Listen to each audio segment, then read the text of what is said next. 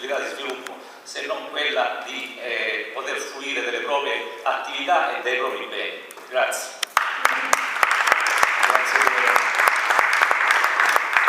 Prima di iniziare una comunicazione più che altro di servizio, ma anche per invogliare tutti gli altri associati che fanno parte dell'associazione, all'entrata ci sono delle ragazze che sono nostre socie che raccolgono il tesseramento, abbiamo aperto il tesseramento da poco, chi volesse alla fine della conferenza tesserarsi può farlo da loro. Inoltre noi abbiamo iniziato una collaborazione con il comitato La Sicilia e i Siciliani per lo Statuto e si raccolgono le firme. Abbiamo iniziato durante lo Statuto Fest a Palermo, raccogliamo le firme per l'attuazione dello Statuto e sempre lì all'entrata dove sono le due ragazze Manuela e Grazia si possono raccogliere le firme, si può dare la propria adesione sia per l'associazione sia per la petizione che vogliamo presentare insieme al Comitato La Sicilia e i Siciliani per lo Statuto al Parlamento Europeo. Adesso credo sia arrivato il momento di entrare nel vivo della conferenza con l'argomento introduttivo che è la crisi finanziaria che verrà spiegata dalla nascita negli Stati Uniti fino all'arrivo in Europa, con particolare riferimento al decreto Monti e quindi a quello che sta succedendo adesso in Italia. A parlarcene sarà un giovane promotore finanziario messinese che per me è un onore presentare, perché oltre che essere una persona che stimo è un grande amico, Giuseppe Giannetto.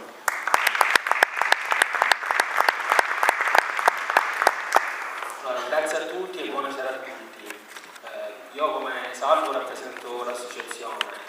È una cosa che mi dà un orgoglio incredibile, perché oltre a condividere degli ideali, condividiamo dei valori che nella nostra società vediamo sempre andare meno.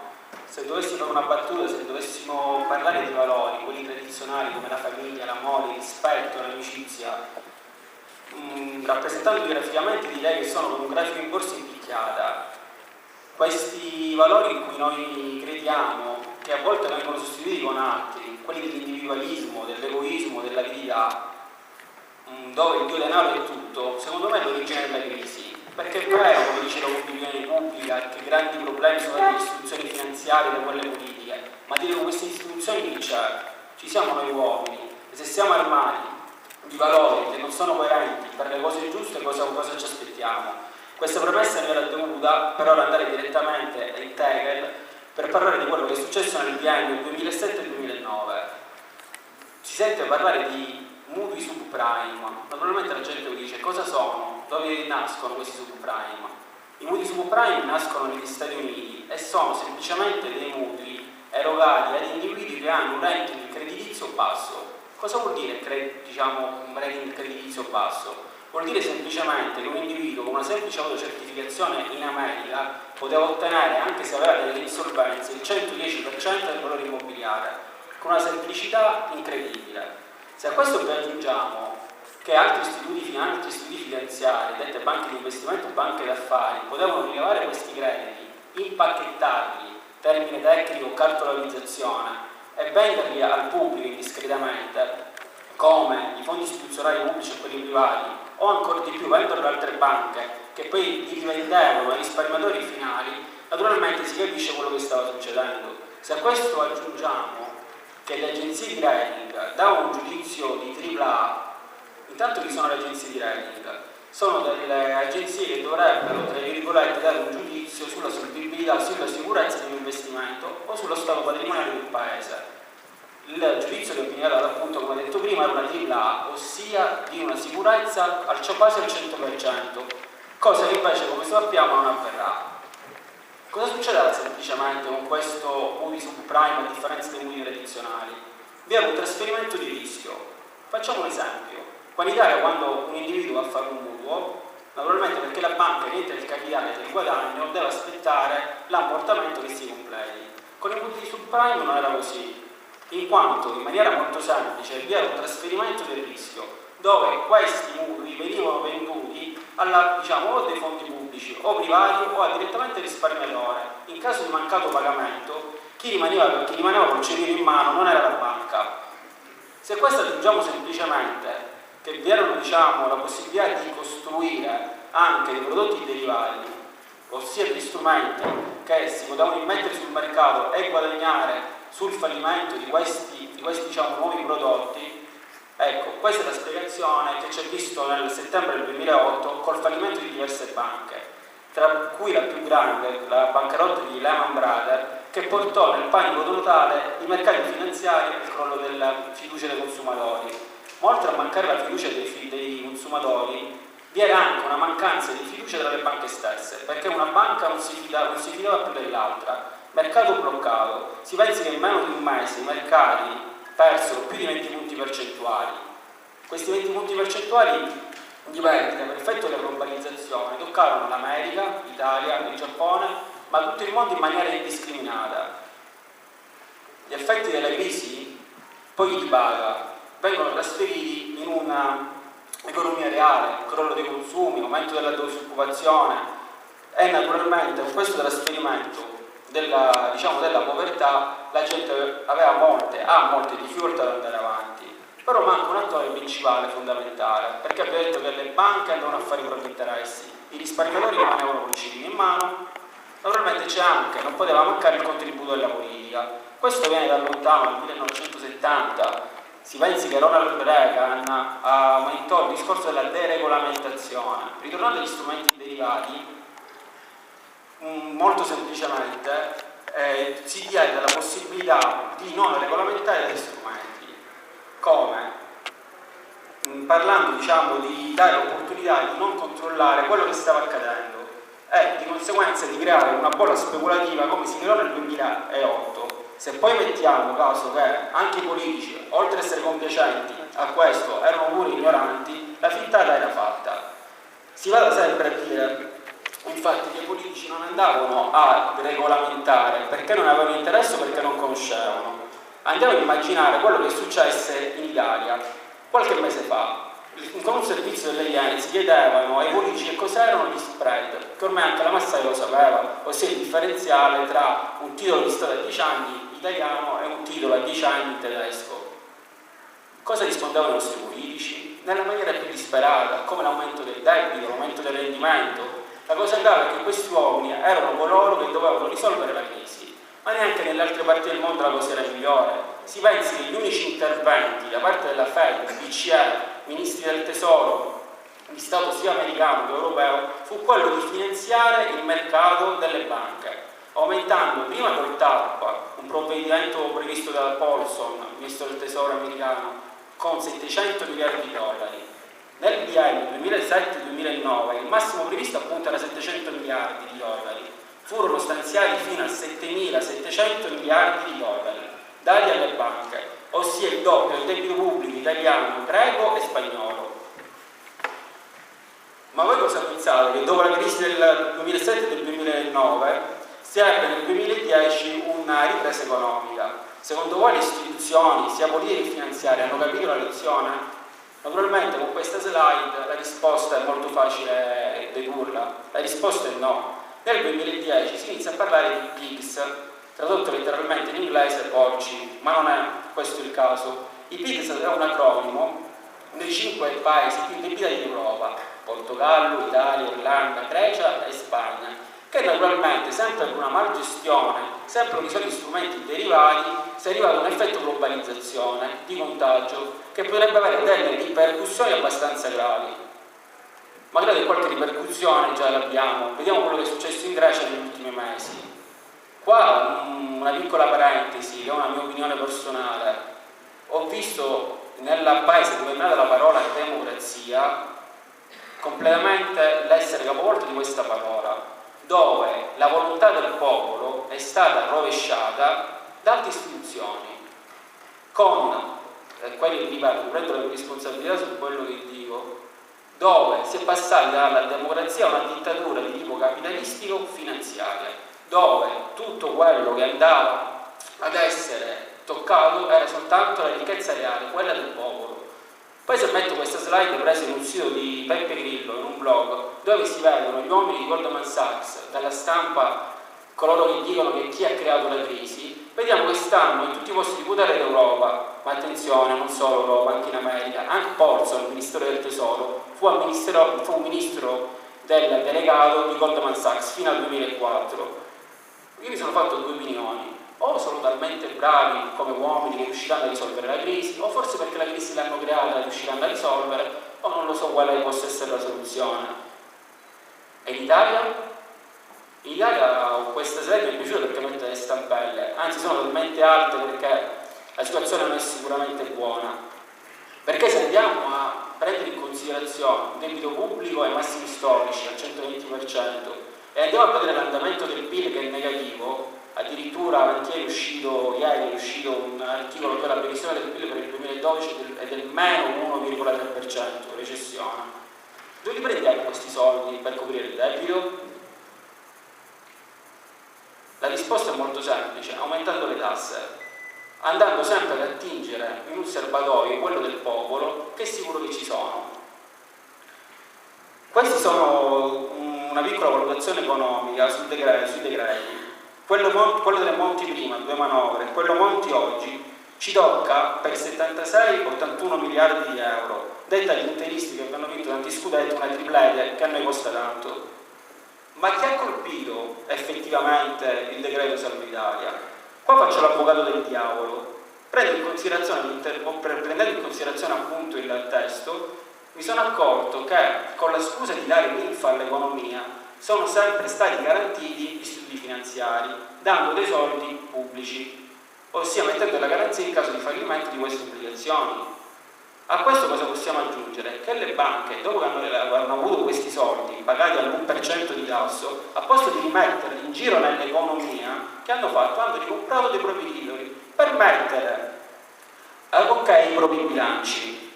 Se poi andiamo a fare un esempio, qualcosa che tocca a tutti, l'IMU, anzi vi spiego pure come si calcola. Prendo il valore catastale, lo moltiplico per 5, che è la rendita, e poi metto un coefficiente. Il coefficiente per le banche è di 60, su questa somma poi verrà calcolato l'aliquota che si dovrà pagare. Se andiamo a prendere in considerazione invece per le abitazioni che la classe è di tipo A, non di tipo D come questo che abbiamo appena visto, il moltiplicatore per magia da 60 passa a 160. Qualcuno dal pubblico dovrebbe dire: sì, ma Giuseppe, però prima le banche avevano coefficiente 0, mentre gli appartamenti 100, sono tutti e due aumentati di 60 l'una e di 60 l'altra. Però dico che siamo in crisi, se c'è un momento dove le cose si possono cambiare e rendere più eque, per quale motivo non è stato fatto? Naturalmente con il decreto Salva Italia si parla anche di cosa? Di benzina.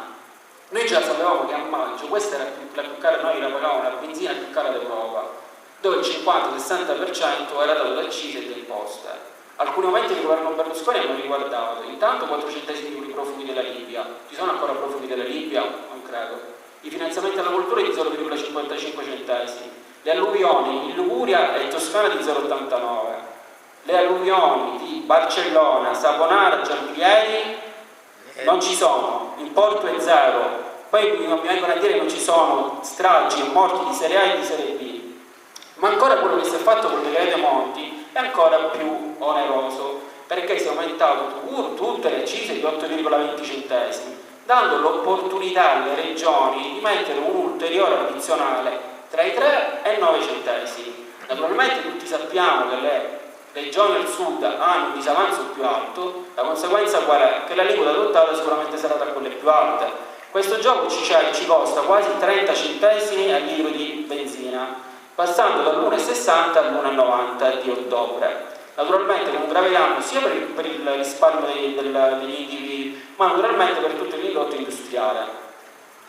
Questo non mi ricordo dove l'ho letto, però mi è piaciuto e l'ho voluto riportare, non è farina del mio sacco, dove si sostiene che i giacimenti più redditizi non sono in mano alle sceicchi ma allo Stato.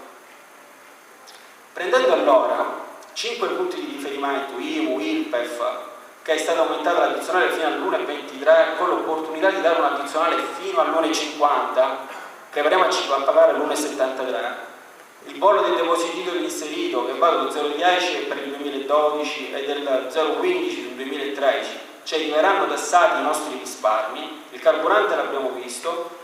l'IVA che passa al 21% e vi è la possibilità che tale aliquota passi al 23% se non saranno reperiti determinati fondi e non ci saranno diciamo, determinate liberalizzazioni, abbiamo fatto uno studio prendendo dati del Sole 24 Ore. Abbiamo preso in considerazione le famiglie, la famiglia A, la famiglia B, la famiglia C.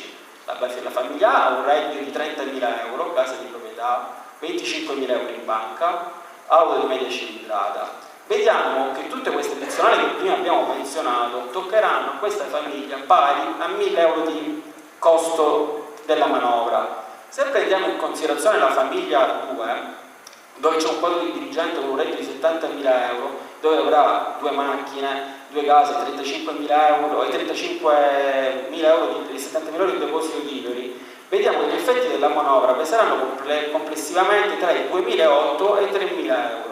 Se prendiamo il caso 3, ossia un libero professionista con 250.000 euro, 2 immobili di lusso, 2 case, vediamo che le varie addizionali porteranno ad essere un costo di 4.500 euro. Ragioniamo un attimo. L'aliquota percentuale della prima famiglia è il 3,30%, l'aliquota della terza famiglia è molto più bassa, sotto il 2%. Se poi pensiamo che le 1.000 euro che vengono risparmiati da chi ha un reddito di 30.000 euro non servono per fare viaggi alle Maldive, ma servono per garantire un pezzo di pane alla propria famiglia, non mi dite che questa manovra sia equa. Questi sono numeri, fatti, inopinabili. Con questo cosa voglio dire anche? Che la pressione fiscale in questi ultimi 10 anni è aumentata. Io mi chiedo da risparmiatore, ma i soldi che fine fanno? Dove vanno a finire? Naturalmente qualcuno mi risponde: vengono migliorati i servizi, abbiamo una sanità più efficiente, le strade funzionano meglio, la ricerca in Italia ha avuto valori diciamo nel plus ultra in tutto il mondo. Andiamo per considerare che tutto questo è un sogno, in quanto i nostri soldi, la pressione fiscale, va a pagare un debito non creato da noi, che molte volte va a finire in casse sempre delle solite banche private. Io chiudo il tutto con una citazione di Socrate, per lasciare la parola poi al professore Massimo Costa, dicendo che c'è solo un bene il sapere e un solo male l'ignoranza. Dico questo perché è quello che accomuna la nostra associazione, il nostro pensiero. Noi ci informiamo, vi informiamo, ci piace essere sempre in prima linea. Ci dicono che a volte siamo dei sognatori, degli utopistici, noi continuiamo a farlo, perché noi abbiamo un dovere, sia nei confronti nostri che quello dei nostri figli, quello di lottare per informare. Grazie.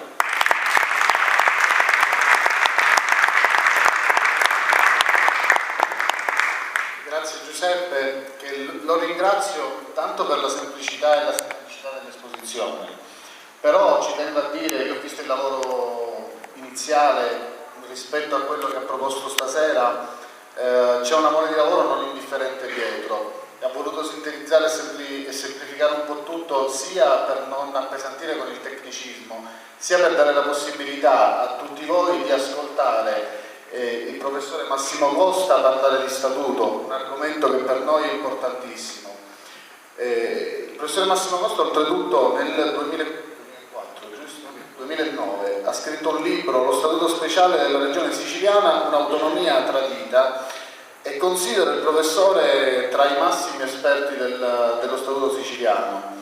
Abbiamo anche una candidatura del professore a Palermo, in questi giorni se ne è parlato su vari giornali per un'omonimia strana che è stata utilizzata. Ovviamente noi ci teniamo a tenerci il nostro Massimo Costa, che consideriamo molto più importante, sia per gli argomenti che tratta, sia perché si batte da anni per la nostra Sicilia, per la nostra terra, e per spiegare a tutti i siciliani qual è l'importanza dello statuto e perché non viene attuato da oltre 60 anni. Professore Massimo Costa.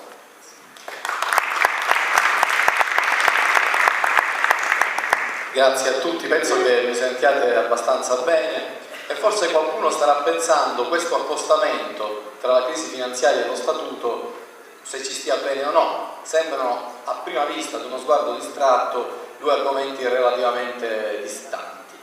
Ma è ovvio che distanti non sono, sia perché il tema dello statuto non può essere avulso dalla realtà che stiamo vivendo e quello che sta succedendo soprattutto dalla fine del 2008, per certi versi un anno prima, ad oggi sta cambiando il mondo e la Sicilia è sempre al centro del mondo, quindi non possiamo oggi parlare di statuto come ne avremmo potuto parlare negli anni '80 o come se ne sarebbe potuto parlare nel dopoguerra. Noi dobbiamo tenere conto di questo. E nello stesso tempo il legame è molto più stretto di quello che possa sembrare. Il famoso decreto Ammazza Italia o Salva Italia o quello che è, contiene alcune parti in cui, tanto per cambiare, alcune parti finanziarie del nostro statuto sono apertamente violate, contribuendo ad aumentare il gettito fiscale che la Sicilia dà all'Italia senza trovare in cambio nulla. In particolare vengono tagliati, e fino a qui in un certo senso è giusto, i finanziamenti ai comuni, perché a statuto applicato i comuni dovrebbero dipendere esclusivamente dalla regione siciliana, viene attribuita questa IMU in parte va allo Stato, ma la quota che va allo Stato deve essere sostanzialmente finanziata dalla regione siciliana, che perde i propri introiti. Quindi sostanzialmente si sta avverando da molti anni ormai un continuo passaggio di funzioni e di spese alla regione siciliana e agli enti locali, ciò che è nello statuto, e nello stesso tempo un continuo passaggio di entrate fiscali allo Stato italiano, con l'avallo di sentenze criminali, scusate il termine, della Corte Costituzionale. Non ho nessun pudore a usare le parole giuste quando è giusto che vengano usate, perché è un crimine violare i diritti di un popolo conquistati con il sangue, soprattutto quando questi diritti sono diritti di libertà e di democrazia. È chiaro che così non si potrà continuare ad andare avanti per molto, ed è chiaro che dietro tutto ciò c'è un disegno. Il disegno è quello di mettere all'angolo la regione siciliana, sia amministrata bene o male non importa, questo è un aspetto secondario, costringere la regione siciliana ad alzare bandiera bianca, a dichiarare default, commissariarla e attraverso un battage pubblicitario dire che questo statuto non ha funzionato, non serve, abolirlo, e quelle ultime risorse di cui dispongono ancora i siciliani per inerzia dal 46 sottrargliele completamente e sottoporre la Sicilia al più violento dei colonialismi. Quindi preparatevi al peggio, perché saranno certamente degli anni molto difficili quelli che ci attenderanno, anni che saranno peraltro contrassegnati da un esodo di milioni di siciliani, se noi non reagiremo contro questo attacco concentrico contro la Sicilia, paragonabile. La Sicilia è sempre stata terra di immigrazione. L'unico momento che ricordo di emigrazione della Sicilia è quella del Regno d'Italia, cioè dal 1860 grosso modo al fascismo, quando milioni di siciliani, in una sorta di genocidio di cui nessuno parla nei libri di storia, furono costretti per la prima volta nella loro lunga storia millenaria ad abbandonare questa loro terra. C'è stata una pausa, perché dal 46 ad oggi la Sicilia non ha avuto riconosciuti i propri diritti, ma è stata pagata per stare zitta attraverso un assistenzialismo che non è quello dello statuto, è un altro tipo di accordo che sotto banco la classe dirigente siciliana ha fatto con quella italiana. Questo accordo adesso è stato denunciato unilateralmente dallo Stato italiano, che crede di non aver più bisogno di questa classe politica locale, e quindi si ritorna all'antico, si ritorna allo sfruttamento brutale che c'è stato in Sicilia fino all'anteguerra. Quindi la questione dello statuto, che uno potrebbe dire ancora nel 2012 lo statuto, questa roba vecchia del 46, ma in fondo poi noi lo statuto ce l'abbiamo, è una questione di estrema attualità, soprattutto perché questo statuto è ancora in larga misura inapplicabile. Se voi andate a vedere l'ultimo articolo dello statuto, l'articolo 43, c'era scritto che una commissione paritetica nominata dall'alto commissario dello Stato, che era ciò che c'era prima del Presidente della Regione, e dal governo avrebbe dovuto dare i decreti attuativi. Questa commissione fu nominata, il presidente fu tale il professore Guarino Amella, il quale riuscì ad elaborare tutti i decreti attuativi nel giro di pochi mesi, con quel grande spirito che c'era nel momento in cui questo statuto fu attuato, tranne un solo decreto attuativo, quello relativo all'articolo 40, sul quale, che per chi non lo sapesse, è quello per cui la regione siciliana avrebbe dovuto gestire le proprie riserve valutarie alla pari di uno Stato sovrano. Su questo non ci poté neanche Guarino Amella. Il Banco d'Italia, il Banco d'Italia e il Banco di Sicilia si misero di traverso, di sopra e sopra, su questa cosa non ne hanno voluto sentire. Per tutto il resto Guarino Amella presentò il conto, dichiarò finito, proprio per evitare dilazioni ulteriori sull'articolo 40, dichiarò il lavoro è stato fatto, l'allora Presidente della Repubblica, capo provvisorio dello Stato De Nicola, anti-autonomista viscerale, perché poi molti anni dopo come giudice costituzionale avrebbe provveduto ad affossare definitivamente lo Statuto, di fronte a questi decreti attuativi aveva fatto un balzo sulla sedia, ne emanò soltanto uno, quello sul funzionamento dell'Assemblea regionale e del governo regionale, cioè gli organi regionali li esitò perché la classe di parassiti serviva, in qualche modo era funzionale agli interessi del colonialismo italiano. Per tutti gli altri disse: beh, su questi ne parleremo più avanti, per ora c'è una crisi di governo. Terribile il per ora c'è, perché da quel per ora c'è non c'è stato più niente, nel senso che poi dal 49 in poi questi decreti attuativi sarebbero sì venuti. La commissione paritetica da organo transitorio è diventata organo permanente, c'è ancora una commissione paritetica Stato-Regione, ma quello che questa commissione paritetica elabora non ha nulla a che vedere con quello che c'è scritto nello Statuto. Nello Statuto c'è scritto bianco e la commissione paritetica emana dei decreti disattuativi in cui c'è scritto nero, una cosa completamente diversa. Un esempio per tutti. La Sicilia ha competenza esclusiva sulla scuola elementare e sulla scuola media superiore c'è la concorrente. Quando arrivano nell'85, ai tempi di Nicolosi, i decreti attuativi sull'istruzione, si danno tutte le rogne alla regione siciliana, l'ESU, l'edilizia scolastica, queste cose, i programmi ministeriali tutti accentrati al 100% a Roma. Ditemi dov'è l'autonomia scolastica se non si può decidere neanche un'ora a settimana. Ora c'è qualche piccola apertura, ma perché c'è in tutte le regioni. E ditemi che autonomia scolastica è, e ce ne sono tantissime. Il demanio doveva passare tutto alla regione e si dice che sì, però bisogna vedere se è un demanio importante oppure no, quindi le strade scalcagnate, rotte da aggiustare alla regione, le autostrade dove si paga allo Stato, e potrei continuare perché è una storia tristissima. Questi decreti attuativi andrebbero buttati nel cesso, fatemi dire le cose come fuori dai denti, perché sono state fatte da una classe politica ascara che ha tradito ogni giorno il popolo siciliano e quello che c'è scritto nello Statuto, perché la propria carriera politica era strettamente legata al tradimento della Sicilia. Quindi per me questi decreti attuativi che sono stati fatti, a parte i primissimi, non hanno alcun valore morale se non alcun valore politico. Quindi la questione è assolutamente attuale. E la morale di questo incontro è che di fronte a questa crisi che colpisce tutto il mondo, dietro la quale c'è un progetto di ingegneria sociale ed economica a dir poco inquietante, hanno un antidoto proprio in questa Carta Costituzionale, perché nessuno ha avuto mai il coraggio, ora qualcuno me la rialzerà questa bandiera che era tenuta simbolicamente dal mio libro, scusate, nessuno ha avuto mai il coraggio di abrogare questo Statuto. Quindi questo Statuto disattuato è ancora vigente. Nel momento in cui il popolo siciliano si alzerà in piedi e ne domanderà, e ne pretenderà, e ne otterrà l'attuazione, la crisi... Noi siamo fratelli e solidali con tutti gli europei, però intanto la fermiamo qui a Ganzirri, poi vedremo se dovremo essere solidali anche con gli altri, perché noi abbiamo la chiave, e cercherò in breve intervento di dimostrarlo, per fermare questo scempio sulla nostra pelle. Ora, dovrei dare per scontato quello che prevede lo Statuto speciale della Regione Siciliana. Io non lo do per scontato, perché tra le tante cose che avrebbe dovuto e potuto fare in 66 anni la Regione Siciliana era quello di far entrare questo Statuto nelle scuole, farne oggetto di educazione civica obbligatoria nelle scuole di ogni ordine e grado, perché se c'è stato uno strumento attraverso il quale la classe politica italiana è riuscita a seppellire lo Statuto, è stata l'ignoranza dei siciliani. Non sapendone nulla i siciliani, anche sapendo che c'è uno Statuto che non si capisce bene a che cosa serve, il gioco è fatto. Ebbene, quindi sono costretto, nonostante io mi trovi qui in un uditorio pregiato, il quale sicuramente molte delle cose che sto per dire già le sa, a ricordare, a rinfrescare, come faccio dal 2001, quasi come apostolo di questo compito che mi sono dato, senza nessuna ambizione politica, perché non si facciano confusioni di sorta, beh, forse non sarà utile.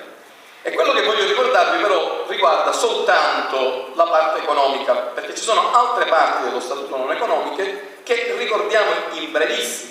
Esiste un'autonomia legislativa amplissima di cui la Regione dispone, non solo perché ci sono competenze legislative esclusive e concorrenti enormi, ma perché sulle poche competenze dello Stato la Regione siciliana, a differenza di tutte le altre, il Parlamento siciliano, a differenza di tutti gli altri consigli regionali, ha diritto di proposta. Quindi addirittura il codice civile potrebbe proporre l'ARSA, ovviamente non lo potrebbe approvare da solo, andrebbe poi discusso in Parlamento, approvato dal Parlamento nazionale, addirittura i trattati europei, i trattati di politica estera, il nostro Parlamento può, come proposta al limite, ma per molti casi come competenza concorrente, addirittura esclusiva, decidere tutto.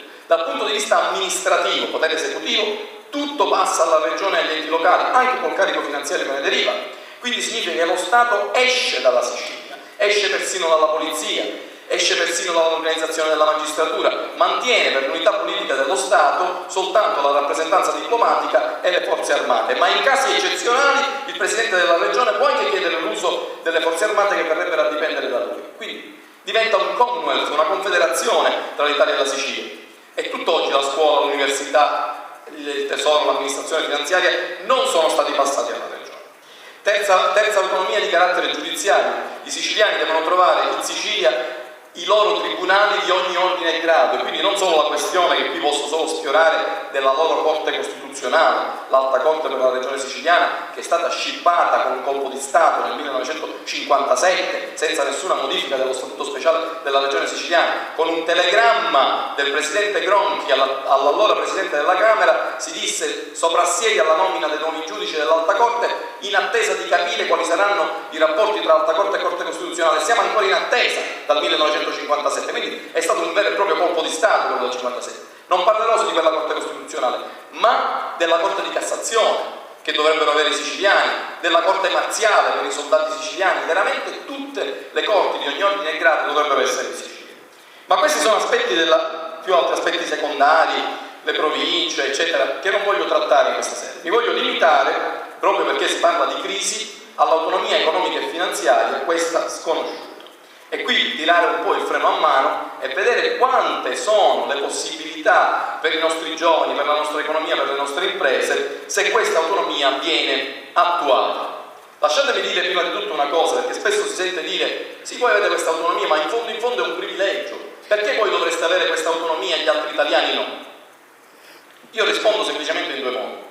Intanto, se noi siamo un popolo che a voler essere buoni è quasi una nazione, non è colpa nostra. Non è colpa nostra, ce l'ha dato la storia e noi siamo stati per secoli uno Stato-nazione con un Parlamento, una flotta, una bandiera. Quando voi vedete nel 1600 un suddito del Ducato di Parma e Piacenza andando nel mondo diceva che era italiano di Parma, i siciliani dicevano che erano siciliani. Noi siamo confluiti nella storia italiana nel XIX secolo e non voglio cambiare il corso di questa storia, però noi ci portiamo dietro questa storia e ci portiamo degli interessi contrapposti all'Italia. L'Italia non ci rappresenta nelle sedi internazionali, quindi questa autonomia serve proprio a dare alla Sicilia un soggetto politico che ne rappresenti l'interesse. Abbiamo visto quello che è successo con le arance marocchine, ma lo potremmo vedere in ogni caso. Abbiamo visto quello che è successo con la guerra in Libia, abbiamo visto quello che è successo con le guerre del pesce con Tunisia e Libia. L'Italia non ha mai in 150 anni, se non per inciso, per sbaglio, per elemosina, fatto gli interessi della Sicilia. Quindi l'autonomia è l'unico modo di salvare l'unità politica italiana avendo un soggetto che faccia gli interessi della Sicilia. E secondo, questa non è un'autonomia del privilegio, perché se è vero questo che vi sto per dire, cioè che sostanzialmente la Sicilia è un ordinamento tributario autonomo che decide come uno Stato sovrano quali sono le imposte che si devono pagare nel suo territorio e le introita, per contro la Sicilia si fa carico di quasi tutto quello che si spende all'interno della nostra isola. E su questo si fa terrorismo, perché un bel commissario paritetico che adesso è passato all'antitrust, il professore Bruzzella, ha detto noi vorremmo attuare lo statuto, ma se attuiamo lo statuto passiamo un sacco di funzioni alla regione e la regione non ce la fa. Questo è falso. Io ho dimostrato, ho scritto sui giornali online che oggi il residuo fiscale della Sicilia è negativo, cioè la Sicilia oggi paga un prezzo per fare parte dell'Italia, un prezzo di alcuni miliardi, 4-5 miliardi, che nessuno conteggia, un conto per tutti. Il prezzo della non applicazione dello statuto comprende anche, per esempio, il fatto che tutte le merci importate in Sicilia, in dogana, paghino l'IVA allo Stato. Lo Stato introita l'IVA delle merci che si trovano a entrare in Sicilia, contrariamente a quello che c'è scritto nello Statuto. Questa sciocchezzuola vale da sola 3 miliardi e mezzo di euro l'anno su un bilancio della regione di cassa di circa 15-16 miliardi l'anno. Noi non riusciamo a chiuderlo per 100 milioni perché non riusciamo a pagare la spesa sanitaria e poi ci permettiamo di regalare 3 miliardi e mezzo di IVA sulle importazioni, 5 miliardi di articolo 37 e chi più ne ha più ne metta, perché il saccheggio è elevato a sistema nell'ignoranza dei siciliani e nella complicità di taluni professori universitari che vanno nelle commissioni paritetiche per fare gli interessi dello Stato italiano anziché di quelli della Sicilia. Bene, ma entriamo nel merito rapidamente.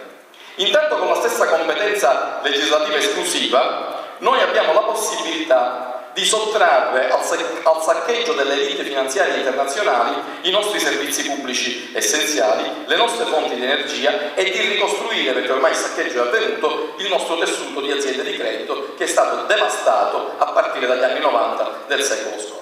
Questo significa che quando l'Ocse preme l'Italia dicendo ma devi privatizzare l'Enel e l'Eni perché se lo devono comprare le banche amiche mie, perché questa è la sostanza, la Sicilia sta tutto alla mano, si prende le proprie fonti di energia, impedisce la privatizzazione dell'acqua, tanto il referendum è inutile, la privatizeranno lo stesso, e impedisce il saccheggio delle risorse energetiche siciliane. Vi pare poco? Io credo di no. Sempre con la potestà esclusiva dell'articolo 14 noi abbiamo la possibilità di organizzare il commercio in maniera tale da difendere le nostre piccole industrie agroalimentari, le nostre imprese agricole che oggi muoiono di fame, le nostre piccole aziende commerciali stritolate dal grande brokeraggio dei grandi ipermercati che aprono dappertutto, comprando il prodotto siciliano a prezzi da fame, rivendendolo ai consumatori siciliani a prezzo maggiorato, imponendo una trasferta logistica dei nostri prodotti agricoli che vanno nel continente, sono impacchettati e poi ci vengono rivenduti a un prezzo 10 volte superiore. Con un utilizzo forte di questa autonomia in campo industriale e commerciale noi possiamo far alleare i produttori e i consumatori siciliani, non certo per fare autarchia, se ci riescono a vendere le merci da fuori a prezzi inferiori ben vengano, ma intanto noi possiamo tutelare le nostre famiglie, i nostri imprenditori, e questo non ci viene fatto fare. Andiamo avanti. La devoluzione integrale del demanio e del patrimonio alla Regione Siciliana, disposta dagli articoli 32 e 33 dello Statuto, comporterebbe per esempio la devoluzione immediata di tutto il patrimonio infrastrutturale, di tutto il patrimonio autostradale. Hanno tentato il colpo di mano poco fa, si potevano prendere il consorzio autostradale siciliano per raddoppiare le tariffe. Io sono venuto da Palermo, 10 euro, secondo me già ci bastano 10 euro.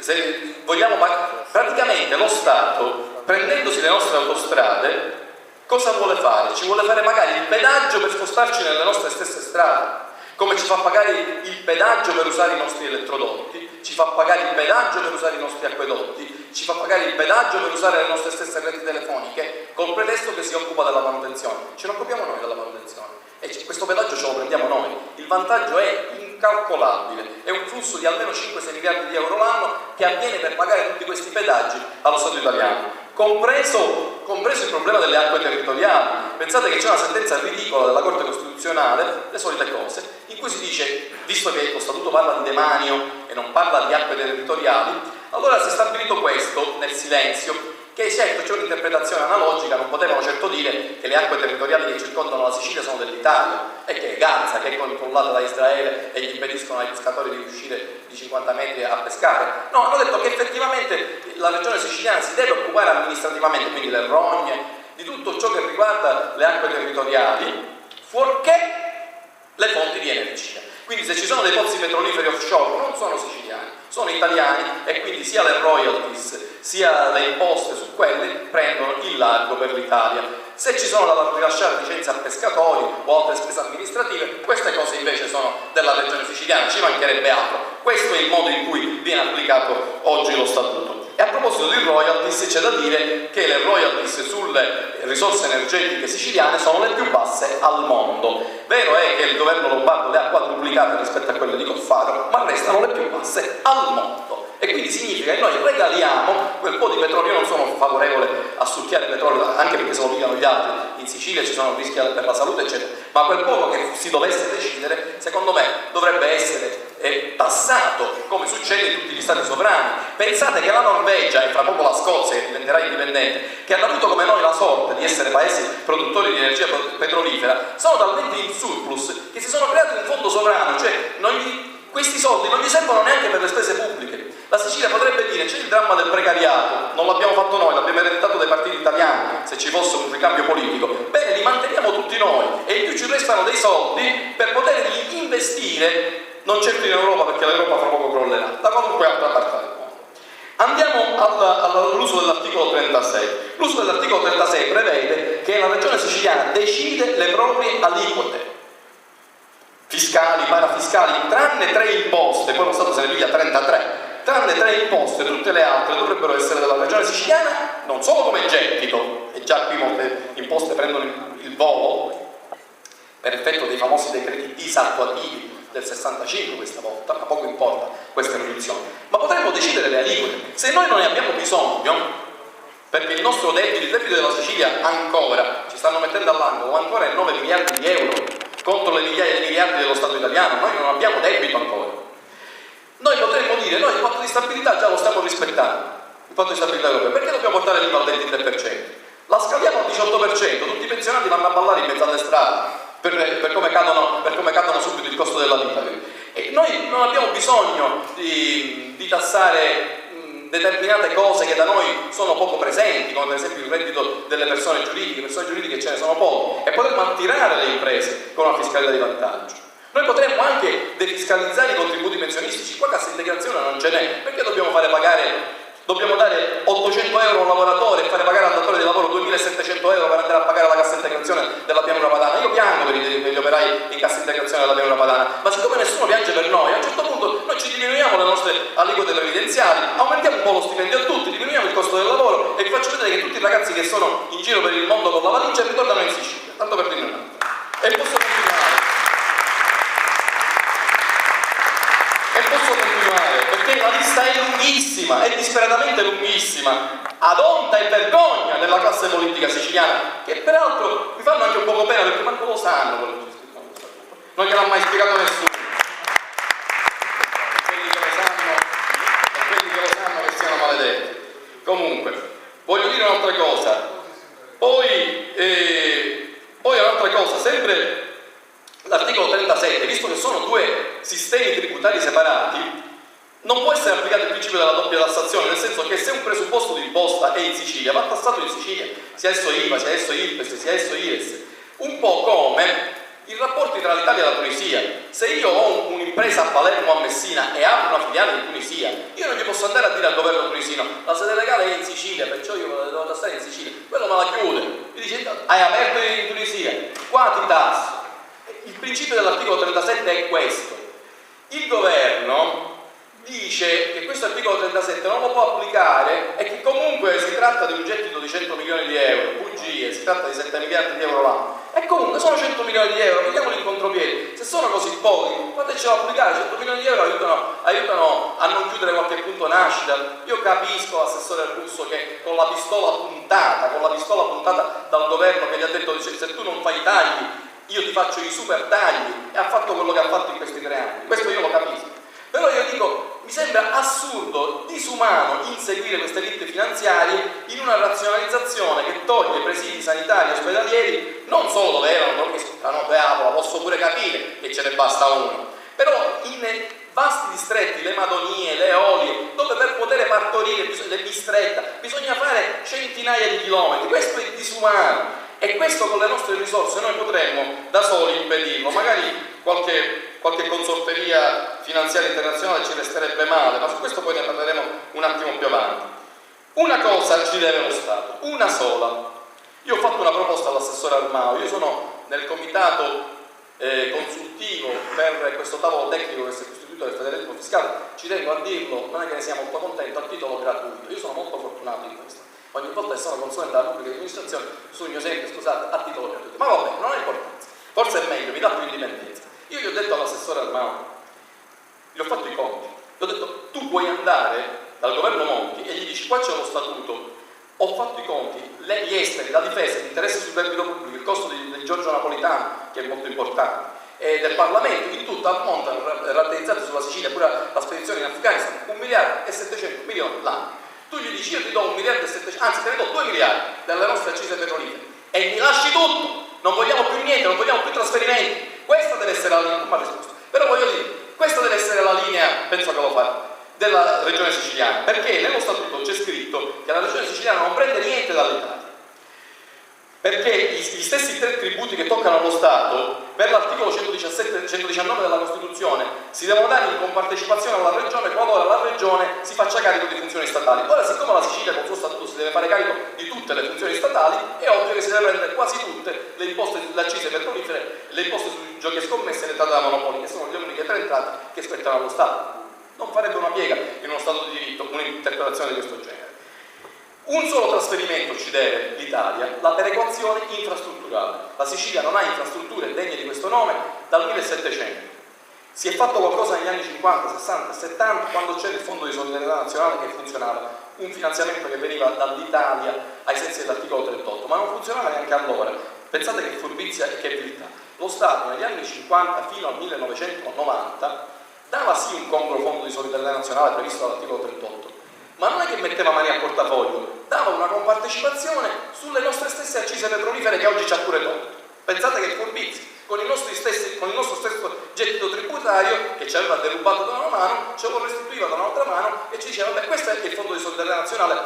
E la classe politica siciliana anche allora era quella che era, però attenzione, fu fatto l'aeroporto di Punta Raisi, fu fatta l'autostrada Palermo-Catania, fu portata l'asfalto per entrare in molti comuni ancora in cui si entrava con le trazzere, fu portata l'elettricità in tutti i comuni della Sicilia. Quando si dice che l'autonomia è fallita bisognerebbe sciacquarsi la bocca prima di parlare, perché nel 1946, a 80 anni di unità d'Italia, la Sicilia era ancora nel Medioevo e la Sicilia era stata discriminata nelle infrastrutture persino dal Regno delle Due Sicilie, che faceva le infrastrutture in Campania e non le faceva in Sicilia. Finalmente con quel po' di autonomia ci siamo fatti cristiani, a un certo punto ce l'hanno tolta di nuovo, quindi le nostre infrastrutture sono indegne. Pare che il presidente Monti sia stato molto sorpreso dal sapere che per andare in treno da Palermo a Catania ci vogliono 5 ore. Non so, però gli è rimasta la sorpresa, è finita là. È venuto il ministro Profumo dell'Università della Scuola che continua a tagliare cattedre perché pare che la scuola in Sicilia non serva. Tanto non ci può niente con i siciliani, è inutile che continuiamo a cercare di dargli istruzioni. E non so che cosa sia venuto a fare, perché le infrastrutture sono anche infrastrutture scolastiche. Senza scuola, con l'ignoranza che c'è in Sicilia, non abbiamo dove andare. Ebbene, questo Fondo di solidarietà nazionale ci è dovuto. Io l'ho calcolato secondo l'articolo 38, non è molto, sono 3 miliardi l'anno di euro l'anno. Oggi tra 1000 rivoli, tra 1000 anticamere fatte dai ministeri romani in ginocchio, pare che 2 miliardi di trasferimenti in conto capitale l'Italia alla Sicilia ce li dia, ma ci dia soltanto questi 2 miliardi, non ci dia una lira in più di quelli che ci ha dato fino ad oggi, ma ce li dia con un unico trasferimento non negoziato, che poi le infrastrutture ce le facciamo noi. Questo ci è negato e anzi a poco anche questa vena si esaurisce. Ha detto il ministro Fornero che bisognerà fare le infrastrutture al sud e in Sicilia se ci saranno fondi, quindi non si fa. E pazienza, questi qua. Attenzione, io non ci tengo al Fondo di solidarietà nazionale, però il Fondo di solidarietà nazionale, perché poi dice, visto che siete piagnoni, volete soldi dall'Italia, facciamo parte dell'Italia o no? Abbiamo accettato di fare parte dell'Italia, in tutti i paesi civili c'è una perequazione infrastrutturale dalla parte più ricca alla parte più povera. Se hanno deciso che non facciamo parte dell'Italia, ce lo dicano, ne prenderemo atto. Noi non avremo bisogno del Fondo di solidarietà nazionale. Se vogliono che facciamo parte dell'Italia, ne dobbiamo fare parte, non per pagare le spese correnti, ma almeno per fare le strade, almeno per fare le scuole, almeno per fare l'area industriale, almeno per mettere in sicurezza il territorio. Non se ne parla. La regione siciliana ha messo mano al proprio bilancio quando c'è stato il terremoto in Abruzzo, mandando la propria, quello che ha potuto fare, la regione un po' in bolletta, quando c'è stata l'unione di Giampilieri, è venuto dopo 5 giorni, dopo molti giorni, Bertolaso dicendo ma voi avete la vostra protezione civile, siete autonomi, ha girato i tacchi e se n'è andato. Questa è la solidarietà nazionale che ci dà l'Italia e io credo che questo sia intollerabile se non fossimo un popolo di deficienti, scusate l'espressione, che tollera veramente qualunque, dopo 150 o 200 anni di colonialismo, tollera qualunque abuso perché è convinto che la colpa sia nostra e chissà che, guardando come votiamo, non ci sia forse qualche fondo di ragione in questa autonomia. Andiamo avanti con l'articolo 20 in cui si delega tutto alla regione, la scuola, l'università, la sanità. Da un lato diciamo ci dobbiamo fare carico di questo, a parte che ce la possiamo fare, però se non ce ne facciamo carico noi, a poco, queste poche istituzioni che ancora non sono sulle spalle della regione e degli enti locali, le chiudono. Io sono un professore universitario, ogni anno ci decurtano del 10% del fondo di finanziamento ordinario. Ora hanno fatto una legge in cui il turnover, non per 3 anni, a tempo indeterminato, sarà del 10%, vanno via, che sono i tedeschi, per ogni tedesco ne ammazziamo 10, non lo so, per ogni 10 professori che vanno in pensione se ne può fare uno. Stanno chiudendo le università in Sicilia. Qua abbiamo la presa di Messina, l'ultima università chiusa fu quella di Carlo II quando sconfisse i messinesi e per castigo gli chiuse l'università di Messina. Chiudere le università è una cosa ignobile, infame, si decapita un popolo. Hitler quando invase la Polonia, la prima cosa che fece, convocò un'assemblea dell'università Jagiellonica di Cracovia, vediamo che cosa potete fare.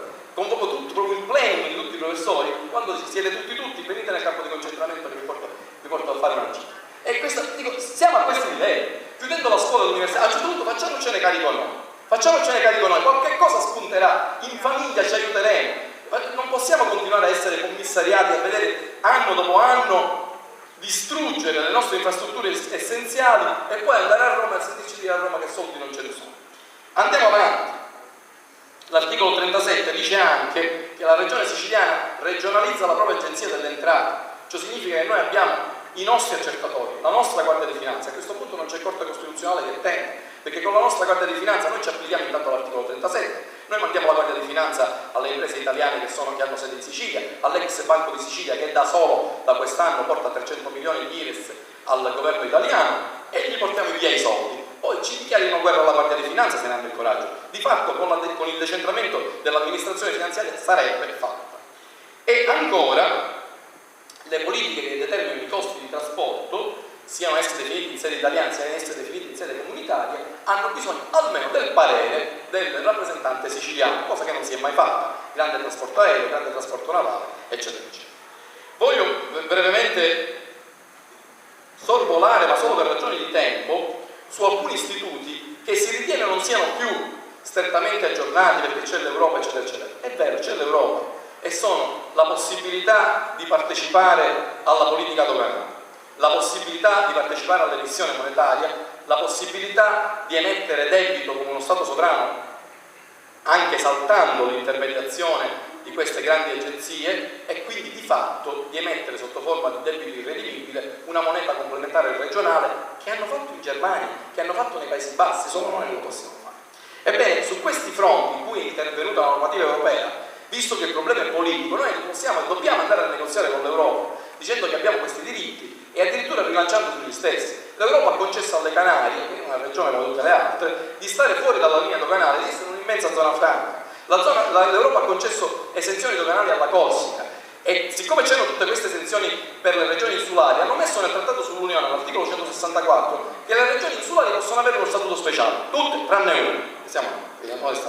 Quindi noi in teoria non dovremmo pagare dazio sui macchinari agricoli, tutto questo potrebbe essere oggetto di mediazione. Dovremmo introitare il reddito monetario, cioè partecipare con un nostro istituto di emissione all'emissione di euro. Che sarà l'emissione di euro? Che saranno 100 milioni di euro l'anno delle nuove banconote che si mettono in Sicilia, perché poi la Banca Centrale decide per tutti e poi dice tanti alla Francia, tanti alla Grecia, e ci sarebbe la nostra piccola quota. Voi capite bene che questo cambia. Ora, è chiaro che tutto questo sarà anche bello, ma si può dire non ce lo faranno mai fare.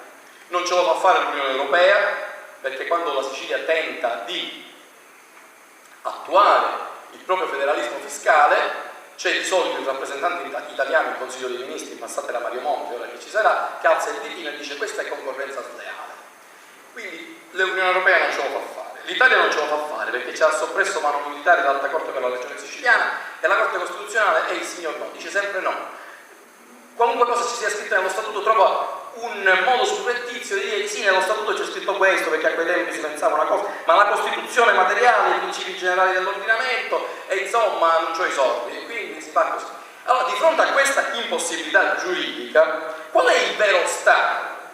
Il vero ostacolo è la volontà politica dei siciliani, perché se un popolo vuole una cosa, c'è un principio di autodeterminazione dei popoli. Quando gli irlandesi si sono stufati di essere colonia d'Inghilterra, tutti i deputati irlandesi abbandonarono la Camera dei Comuni e se ne andarono a Dublino per protesta. E di lì a poco l'Irlanda divenne un paese indipendente. Non voglio arrivare a questo, però noi possiamo attuare, se avremo il popolo dietro, iniziative eclatanti. C'è una petizione al Parlamento europeo, una prima mossa. Si può, anche se non mi fido, adire la Corte di Giustizia delle Comunità Europee, non mi fido perché c'è il giudice italiano là dentro che farà il suo dovere, ma se la Corte di Giustizia non ci darà ragione perché l'Italia viola lo Stato di diritto da 50 anni circa, si può sempre fare un referendum consultivo, un plebiscito, questa volta vero, in cui si chiede ai siciliani allora che cosa vogliono. Vogliono morire da serbi oppure vogliono la loro libertà e la loro autonomia? E se i siciliani dicessero di sì, e se i siciliani facessero iniziative di protesta anche eclatanti, non voglio dire quali sono, io non sono un politico, io credo che nessuno ci potrebbe fermare, come nessuno ha mai potuto fermare il popolo siciliano quelle poche volte che è stato sveglio in piedi, un po' nel 43-46, un po' nel 1848, quando senza armi praticamente ricacciò in poche settimane i Borboni al di là dello stretto, un po' nel Vestro, Quando Aragona, Francia, Stati italiani, Impero germanico attaccarono l'Italia, la Sicilia da sola riuscì a conquistarsi di fronte al mondo il diritto alla propria libertà. Io penso che i siciliani inconsapevoli, divisi, traditori, ci consegneranno ad una inevitabile sconfitta, ma se noi riusciremo in quest'opera di sensibilizzazione e riusciremo a fare capire quali sono i nostri diritti, io credo che non ci fermerà nessuno. Grazie.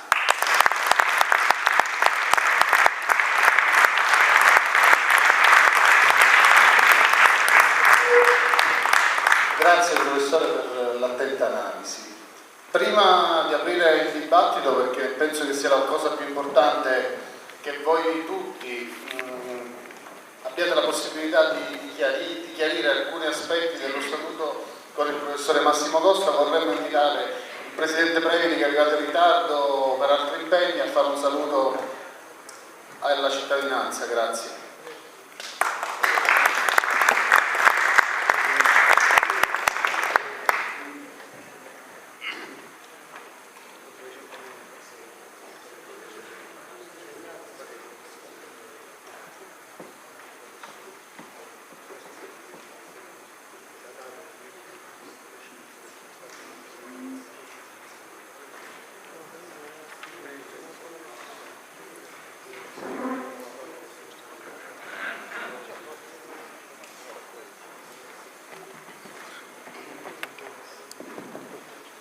Buonasera a tutti.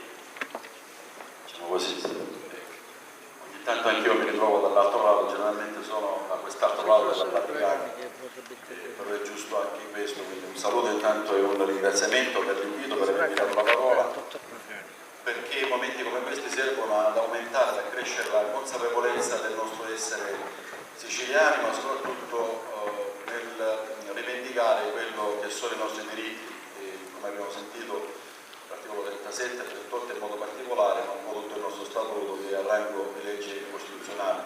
D'altro canto credo che, se ricordo bene, domani la nostra legge costituzionale, legge 2, 26 febbraio 1948, facciamo 64 anni di nascita come statuto. E però la lotta nei confronti di uno Stato che molto spesso fa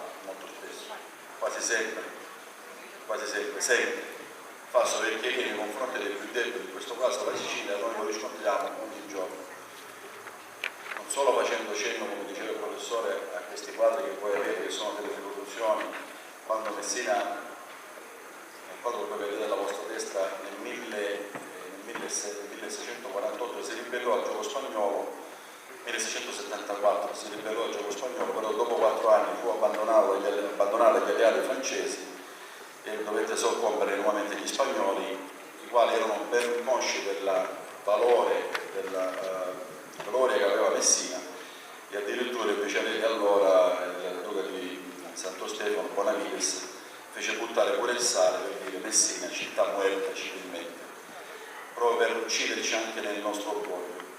Però ecco, noi siciliani siamo gente tosta e questa consapevolezza, questo prendere coscienza deve aumentare, perché credo non ci sono altre chiese,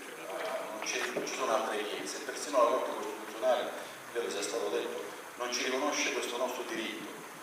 Se persino ancora l'altra settimana anche la Comunità Europea e in qualche modo complice anche i nostri parlamentari del nord concedono al Marocco di esportare quasi a tasso zero i loro prodotti. Voi sapete che il Marocco produce prodotti di alta tecnologia, no? Cioè prodotti della terra, scusate la battuta, che il Marocco produrrà, invaderà i paesi mediterranei, i paesi meridionali dell'area mediterranea, quindi la Sicilia, Puglia, Calabria, Basilicata, Campania, mentre un nostro lavoratore della terra costa circa 60 euro al giorno, lì costa 5 euro al giorno, non ci sono quindi tutele sindacali, però giustamente la congiuntura internazionale, mondiale, porterà le nostre massaie a comprare questi prodotti, che saranno certamente prodotti non di alto valore, non avranno una filiera controllata, però va da sé che alla fine anche il nostro mondo si rivolgerà a questi prodotti perché costeranno di meno. A discapito di che? A discapito proprio nostro, perché di converso il Marocco ha ottenuto di avere, cioè il Marocco, la Comunità Europea e i paesi del nord hanno avuto lo stesso sapete che la Sicilia non esporta prodotti industriali. Fino a qualche decennio fa mi ricordo io che l'unica cosa che riusciva ad esportare, a parte gli agrumi e i prodotti della terra, erano, pensate bene, ombrelli. La Sicilia era il primo esportatore italiano di ombrelli. Quindi ancora oggi, voglio dire, c'è una coalizione nordista che ci mette sotto gioco, e a maggio noi pagheremo le conseguenze se non ci attrezzeremo, nel senso che se noi non diremo al nostro amico che vende la frutta, al nostro frutticolo, da dove viene questo prodotto. I nostri agricoltori saranno, come dire, scenderanno in piazza e non avremo i forconi, altro che forconi. Anche loro ci hanno chiesto di fare una seduta aperta, che noi appena superato il problema della Corte dei Conti certamente concederemo, perché si discute e si aumenti questa consapevolezza dei diritti, perché noi non vogliamo una Sicilia, come dire, che si stacchi dall'Italia. Almeno questo è il mio pensiero personale, e credo di aver letto anche nel pensiero dei relatori di stasera, però che ci sia giustizia che così alla stessa modo come vengono trattati i nostri amici e fratelli della Liguria quando c'è un'alluvione, allo stesso modo devono essere trattati i messinesi, gli amici di Dometta, di Spadafora, di Saponara. E quando si fa un festival di Sanremo, non so che era, c'era una trasmissione, mi ricordo l'altro giorno, di Sanremo, credo, Festival di Sanremo, e hanno chiesto la solidarietà solo per la Liguria. Io immediatamente ho mandato dei messaggi contro questa, come dire, offesa nei confronti delle, perché le nostre sono vittime che hanno lo stesso, come dire, lo stesso colore, hanno le stesse lacrime che possono piangere con i nostri fratelli della Liguria. Ora, questi atteggiamenti nei confronti del Sud purtroppo sono pervicaci e continuano. Allora noi dobbiamo, come dire, alzare la voce, alzare la testa, prendere maggiore consapevolezza, essere in qualche modo contagiosi. Questa sera è un'iniziativa importante, ci aiuta anche in questo percorso, in questo cammino. Mi auguro che quello che noi stasera apprendiamo possiamo trasmetterlo agli altri e aumentare questa consapevolezza. Grazie. Le posso fare una domanda? Grazie a lei. Allora, con la legge del 26 febbraio 2011 sono stati deliberati in merito alle alluvioni del 2009. In merito alle alluvioni del 2009, qualcosa come 5 milioni di euro per Messina. E noi abbiamo avuto delle vittime, a differenza di un 30 milioni di euro per il Veneto. Sto parlando di Gazzetta Ufficiale, Desidero sapere se questi soldi sono arrivati da noi, se sono stati attuati, messi in opera, se esistono, o sono solo carte. Ti riferisci solo a questo dell'alluvione di Giampilieri, perché per quanto riguarda Romenta ancora, credo che Romenta, Saponara e Spadafora, credo che non ci sia nessun decreto. Sì, sono arrivati questi soldi, però sono ben poca cosa, per esempio rispetto a quello che ha dato il governo regionale, che ha dato 20 milioni solo il governo regionale in una prima fase, fino ad arrivare a 60 milioni. Il governo nazionale si è impegnato a dare 60 milioni di euro ancora, però non abbiamo ancora nessuna traccia. Quindi siamo fermi alla somma stanziata in quel provvedimento. Non ci sono altre, che io sappia, ulteriori risorse. Addirittura non so, leggevo così come ognuno di voi, che addirittura le somme che i cittadini italiani hanno versato attraverso il telefonino ancora oggi sono circa 800.000 euro, non ci sono stati riconosciuti. Quindi voglio dire, è un altro elemento che si aggiunge ai tanti tasselli, insomma, di giustizia che ci sono. E appunto faranno una partita di giro, ci ridaranno chissà quando, sarà come l'articolo 38. Bene, grazie. Io vi ricordo che all'entrata c'è sempre la possibilità di firmare per lo statuto e adesso possiamo dare avvio al dibattito. C'è Gianluca che è pronto con il microfono, grazie.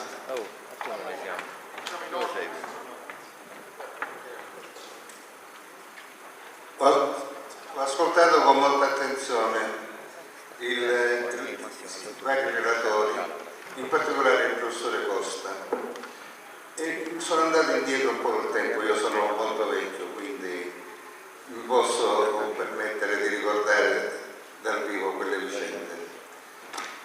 E allora lei ha detto una grande verità: le norme attuative mancano, abbiamo uno statuto e quelle poche norme attuative che hanno fatto si sono limitate al 49, cioè quando l'unico presidente veramente autonomista della Sicilia, Giuseppe Alessi, con una congiura di palazzo venne defenestrato perché aveva minacciato di dimettersi perché volevano eliminarci l'Alta Corte per la Giustizia, l'Alta Corte per la Sicilia. Allora io vorrei ricordare un monumento alla nostra insipienza, perché, caro professore, noi non siamo solo vittime degli altri, ma soprattutto siamo vittime di noi stessi, perché noi stessi non abbiamo mai preteso da chi ci amministra di attuare questo benedetto statuto. Se nel 2005 noi siamo andati in tutte le scuole superiori di Messina e abbiamo portato un questionario, gli hanno dato una copia, bene, al di là di una o due risposte non siamo riusciti ad andare, cioè i ragazzi delle nostre scuole superiori, evidentemente anche i loro professori, i presidi eccetera, non avevano idea di che cosa c'era scritto nello statuto. Né miglior sorte abbiamo avuto con i deputati regionali, che a un deputato in particolare io chiesi, dopo che aveva fatto un focoso comizio per lo statuto tradito, dico, mi vuole spiegare quali sono gli articoli che sono stati soprattutto traditi? Non ne aveva la più pallida idea. E vorrei dire un'altra cosa, siamo arrivati al livello del ridicolo con questa. Lombardo si salva perché il peggiore presidente prima di lui c'è stato Franco Restivo, se no sarebbe indubbiamente chi sta portando avanti il discorso dell'autonomia senza averla mai incontrata, senza conoscerla. Nel 1961, frutto del grande impegno della Commissione paritetica, dove c'erano anche i nostri rappresentanti, abbiamo fatto approvare un DPR con cui noi rinunziavamo a tutti i beni demaniali che dovevano essere restituiti alla regione, così come è stato fatto dappertutto. C'è una sentenza della Corte Costituzionale che dice che i beni demaniali devono andare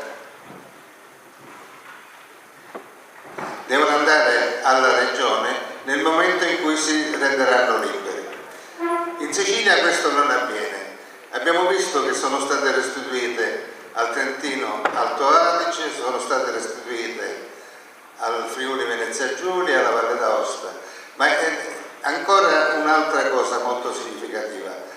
Questo governo si vanta di aver proposto l'abolizione delle province, non sapendo che le province in quanto tali sono state abolite dalla legge numero 9 dell'86. Il professore mi corregga se sbaglio, nell'86 si tentò di fare le cosiddette aggregazioni dei comuni.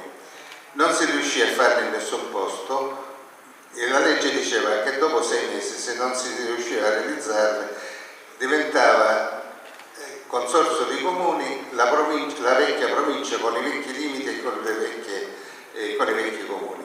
Quindi abolire una cosa che è già abolita mi sembra a livello ridicolo. Però l'articolo 15 portava un'altra abolizione molto più significativa, che avrebbe dato ai siciliani la sensazione di essere veramente autonomi, delle prefetture.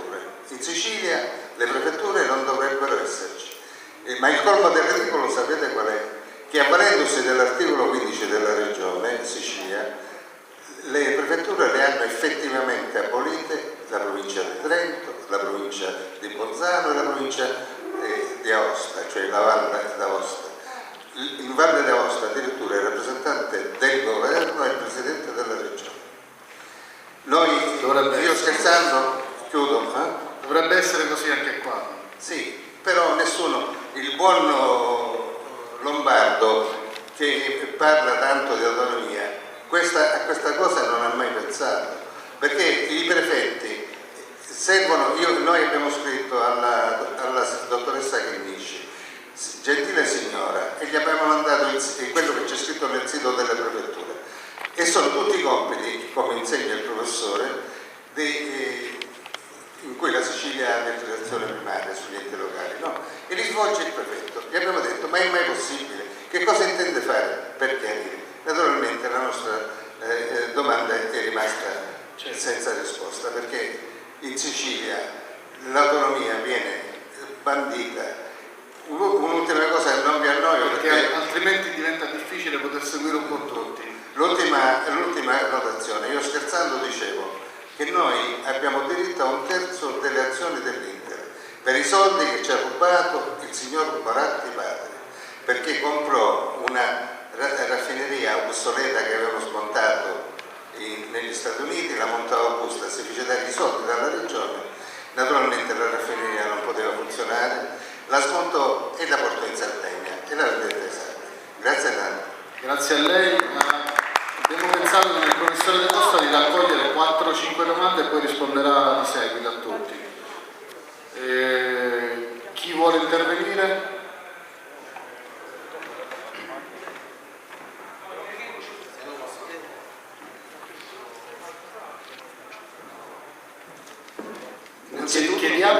Chiediamo solamente di essere brevi, altrimenti non riusciamo. Brevissimo, perché altrimenti ci sarebbe. Esatto, altrimenti non si riesce a intervenire tutti. Grazie. E vorrei ricordare al professore, perché ho avuto il grande piacere di leggerlo quel libro, quindi ho l'occasione direttamente di complimentarlo. Indubbiamente ci sono delle cose che probabilmente il professore non ha avuto tempo di leggere, ma li vorrei tenere presente che quella legge che viene dalla Presidenza della Repubblica dal 1965, da quella legge i 296 articoli che dovrebbero rimanere in Sicilia, che questo viceversa non c'è, non è colpa di Roma o dei politici romani, è colpa dei politici siciliani, di cui i siciliani mancano. E quella parte che dovrebbe essere a Roma a rappresentare la Sicilia non lo fa. Perché? Perché sono coerenti ai loro partiti. Allora, se vogliono continuare a fare politica, devono seguire la maestranza, l'ingegneria politica dei partiti. Se non fanno questo, quindi la Sicilia, soprattutto la città di Messina, che per sua sfortuna ha 10 industrie, di cui sono 10 industrie, potrei dire anche a carattere clientelare.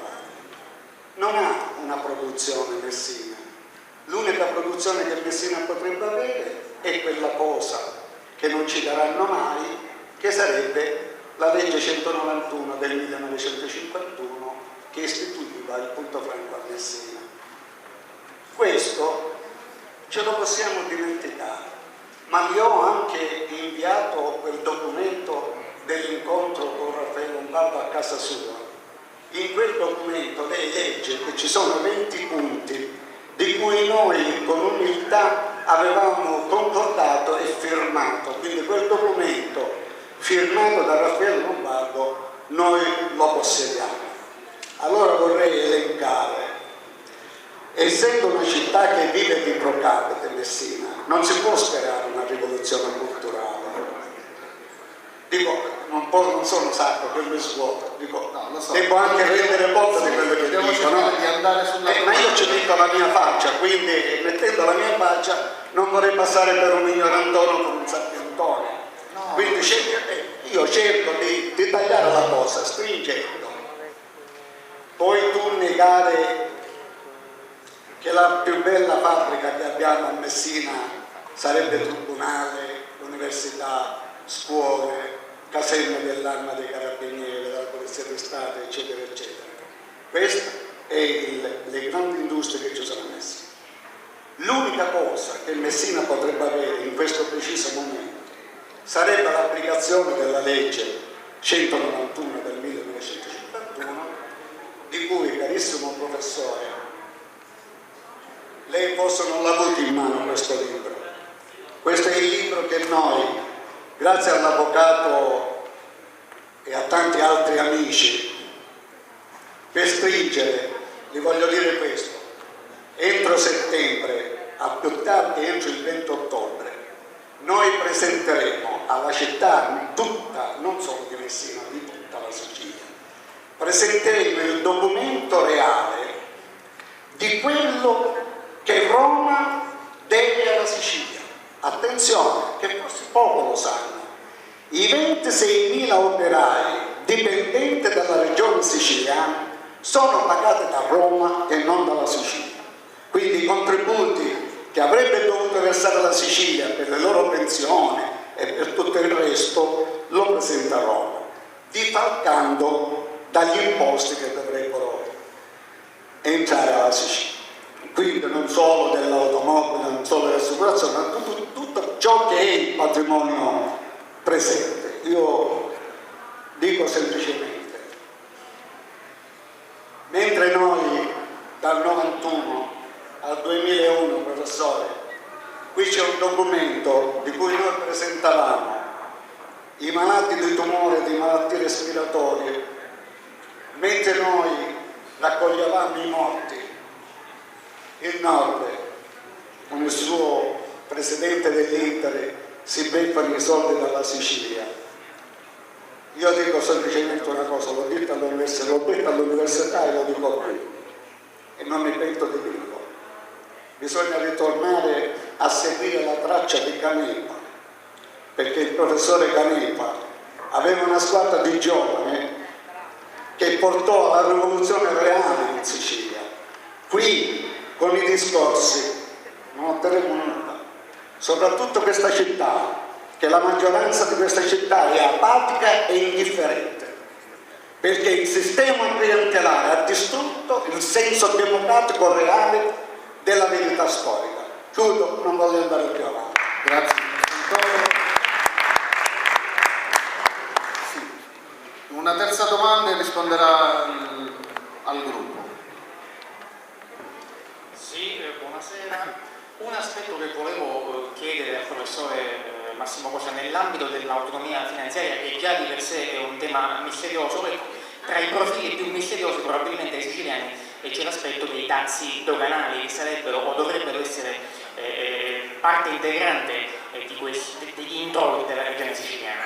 Ecco, è un tema di cui non si parla mai, naturalmente l'informazione di regime fa di tutto per non fare capire nulla ai siciliani su quest'altra potenziale fonte di entrata importantissima e naturalmente la chiave di volta per fare in modo che questo tema possa rientrare nel più ampio dibattito sull'autonomia siciliana potrebbe essere ad esempio quella mega infrastruttura di cui si parla, di un grande aeroporto intercontinentale al centro della Sicilia tra Enna e Caltanissetta, che naturalmente unito anche ad altre infrastrutture credo colmerebbe almeno in parte il gap che separa attualmente la Sicilia dal resto dell'Italia. Ecco, volevo chiedere al professor Massimo Costa di spiegare in termini anche credo abbastanza semplici un po' la questione. Grazie. Sì, voglio rispondere abbastanza in maniera, se ci riesco, telegrafica a tutte le sollecitazioni molto interessanti che sono state fatte, anche perché eventualmente se ci fosse un secondo giro di domande non voglio mortificare magari qualche altro tipo di intervento.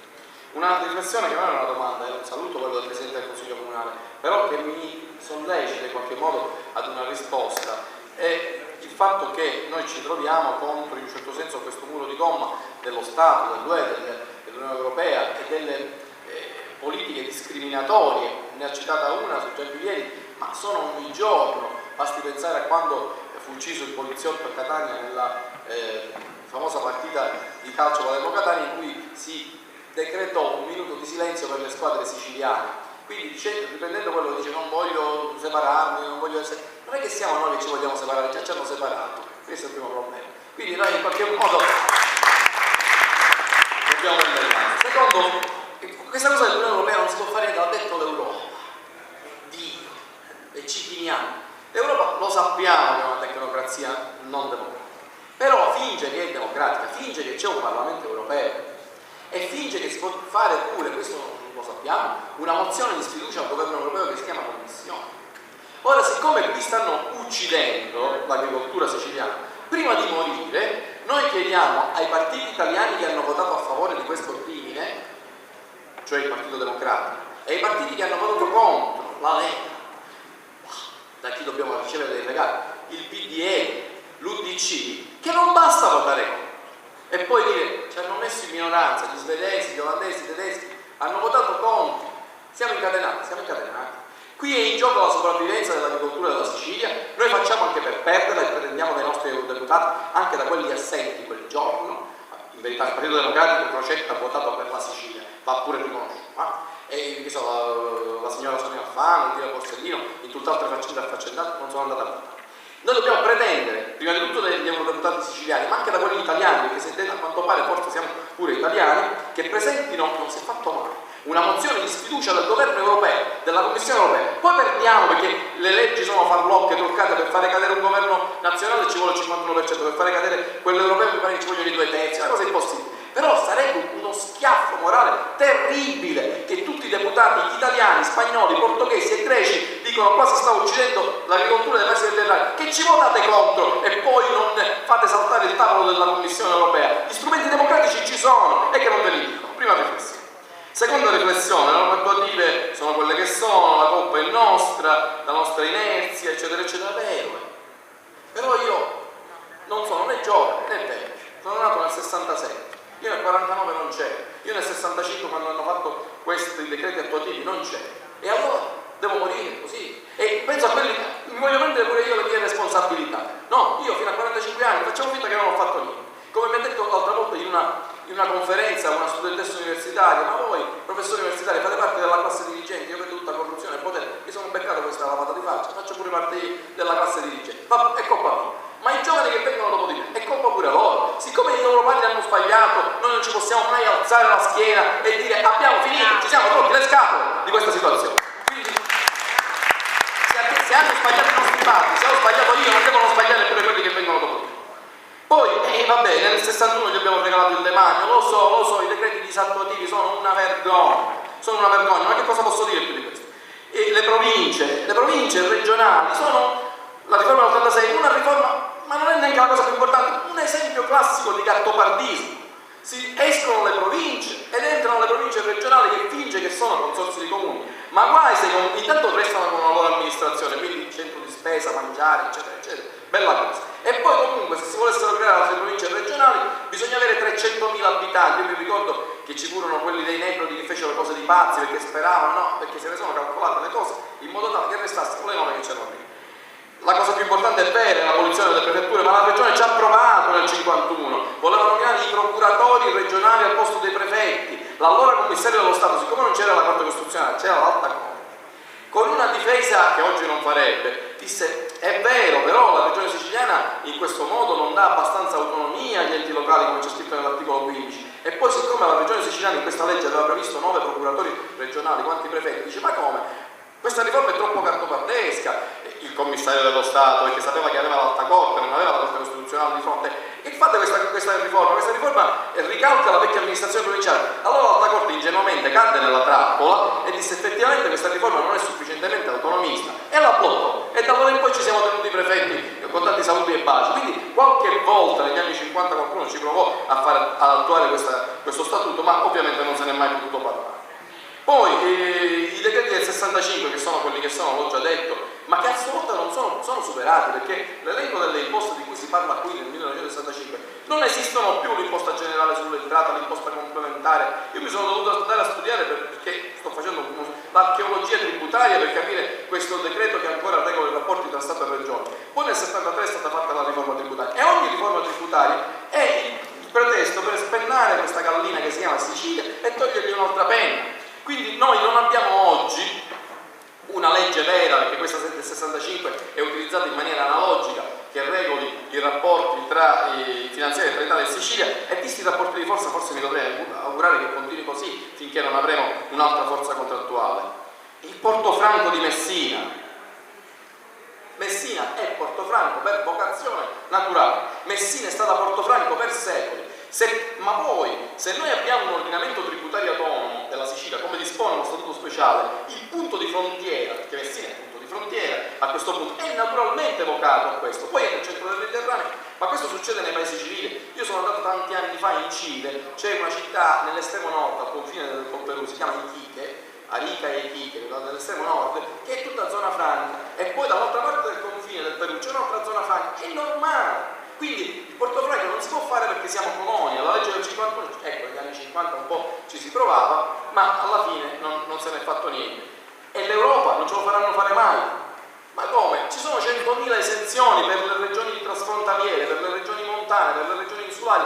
l'unica regione che non si può andare a negoziare con l'Europa un'esenzione doganale è la Sicilia. Ma perché?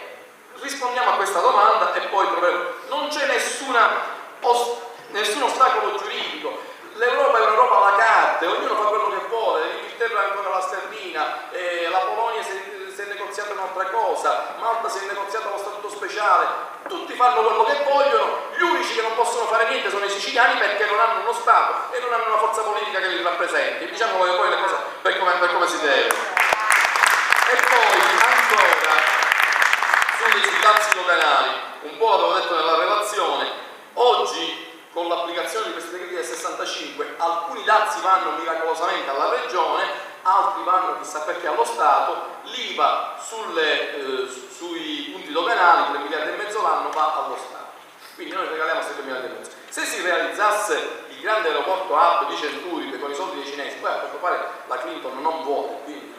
Ma io poi voglio dire, se i padroni sono gli americani, sul statuto speciale certe volte direi me lo andrei a negoziare direttamente con gli americani, perché sarebbero l'unica forza che potrebbe, dico, poi non volete che i cinesi ci fanno no, volete il MUOS di Niscemi che chissà quanti danni fa, volete trivellare i Val di Noto, qualche cosa sarei disposta pure a concedervela, ma almeno fateci applicare lo statuto, perché se glielo dicono gli Stati Uniti domani mattina Monti farà un discorso serioso e compassato in cui dirà che in Sicilia ci sono dei problemi strutturali per cui lo statuto si deve applicare, andiamo a parlare direttamente con loro, tanto sono loro i padroni. Ma qual è il problema? Se si realizza l'hub a Centuripe, entrano dalla Sicilia tutte le merci cinesi destinate all'Europa, quindi il gettito doganale, anche con questo straccio di autonomia, non con quella attuata veramente, con quella attuata male, si tratterebbe di miliardi e miliardi. Cioè la Sicilia potrebbe dire: vi prendo scuola, università, sanità, vi prendo tutto e non chiedo, forse ma anche il Fondo di Solidarietà Nazionale, un bello schiaffo all'Italia, dire, visto che non me lo dai mai il Fondo di Solidarietà Nazionale, me lo faccio dare dall'entrata doganale dai cinesi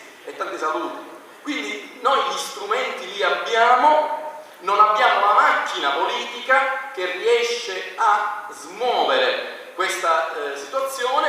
Perché? Perché sì, i siciliani hanno la loro colpa, ma bisogna anche dire che, a parte l'ignoranza, l'informazione è controllata. La sera ci stacchiamo dal telegiornale e possiamo scegliere se vedere il salottino di Vespa o quello di Fazio, e quindi ci affezioniamo, c'è quello che ti fa per Pietro, c'era quello che ti fava per Bersani, c'era quello che ti fava per Berlusconi e poi ora per Alfano, salvo scoprire che ora sono tutti nella stessa barca e nessuno fa mai gli interessi della Sicilia. Quindi a un certo punto che cosa volete?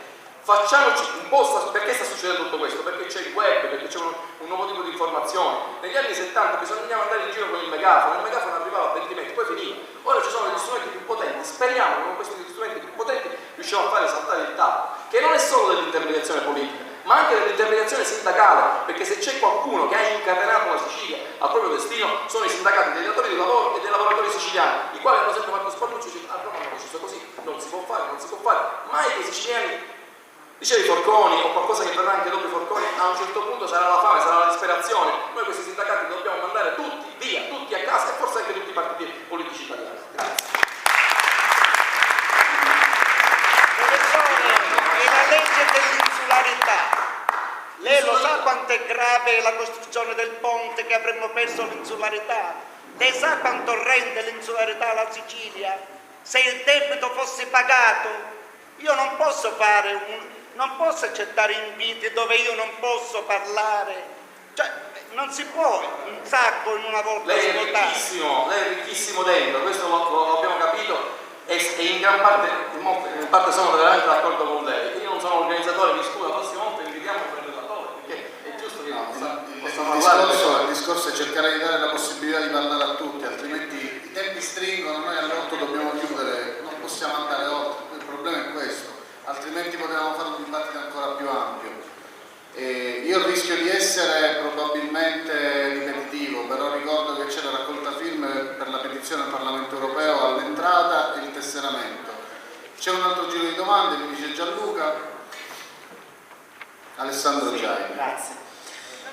Io intanto esordisco dicendo che Alessandro, chiedo anche a te, come ho chiesto agli altri, brevità, grazie. Stavo dicendo, io uscirò da questa sala un tantino più ottimista di come sono entrato, per tanti motivi. Intanto perché naturalmente c'è stata una grande partecipazione.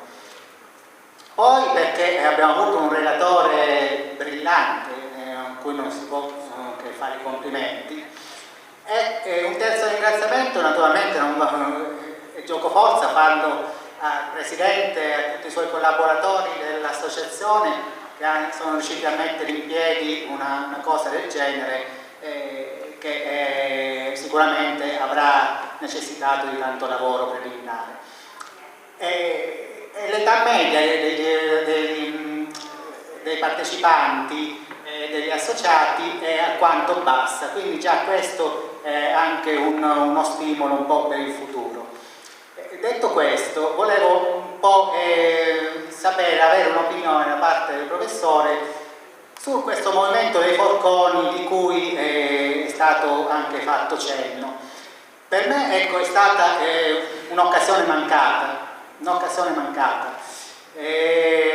anzi quasi controproducente per il popolo siciliano, per certi versi, perché questo movimento si è distinto per un abbraccio che io definisco mortale con l'associazione dei trasportatori, per cui alla fine quelle poche istanze che sono venute fuori dalla televisione, poche, noi lo sappiamo, non voglio allargare qua il discorso, si sono concentrate solamente sulle accise, sui 2 centesimi, sui 3 centesimi del gasolio, mentre il movimento dei forconi aveva tante anime al suo interno e vi erano molti produttori agricoli ad esempio, e ciò nonostante tanti produttori agricoli sono state le prime vittime del movimento stesso, perché nel momento in cui si bloccano gli autotrasportatori che devono portare le merci deperibili da sud a nord, chiaramente si fa un danno enorme, ed è stato fatto un danno enorme a tanti produttori. Sarebbe bastato ad esempio impedire l'accesso dei trasporti da Villa San Giovanni a Messina e non la fuoriuscita, sarebbe stata una cosa del genere. Comunque quello che volevo dire io è che è stato secondo me un'occasione mancata, un'occasione sprecata. Non so, volevo un po' avere il parere del professore al riguardo e come invece si dovrebbe agire per poter portare avanti le istanze giuste, giustissime di cui stiamo parlando qua stasera. Grazie. Grazie Alessandro. Alessandro Gianni, grazie. No, dottore, perdonami.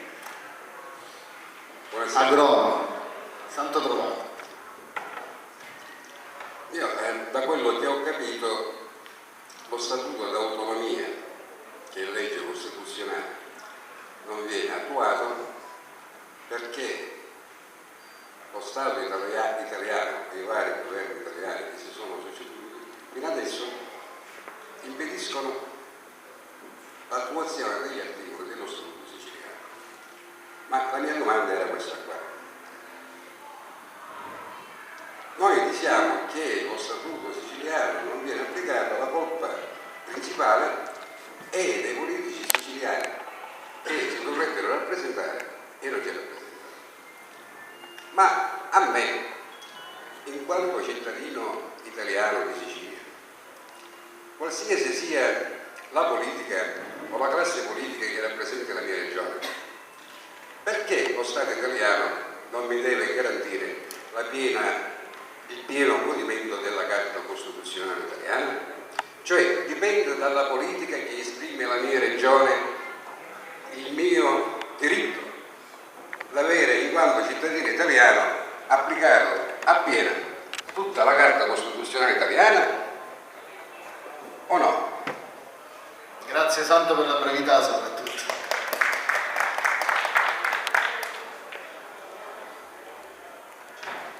Ci sono altre domande? Io una domanda la volevo fare io, proprio inerente al sintetico, al decreto sanitario impugnato dalla regione siciliana nei confronti dello Stato italiano, appunto per la violazione degli articoli 36, 37, 38 dello Statuto siciliano, dell'articolo 2 delle norme attuative e dell'articolo 119 della Costituzione italiana. In più, appunto, si dice che in Sicilia l'IMU non dovrebbe essere applicata per statuto e l'IRPEF non dovrebbe aumentare dallo 0,9 all'1,23%. Ora, questo questo ricorso mi sembra un po' strumentale, perché la Regione ricorre alla Corte Costituzionale, che è un organo che non dovrebbe essere legittimato a dirimere questa controversia. O sbaglio? E che possibilità ci sono che questo ricorso venga accettato?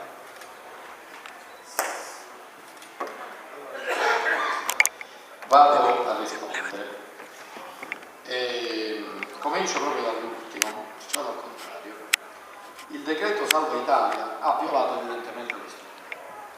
E in una illusione legalistica l'attuale governo regionale ha impugnato queste norme rivolgendosi per avere giustizia al proprio carnefice, che è la Corte Costituzionale.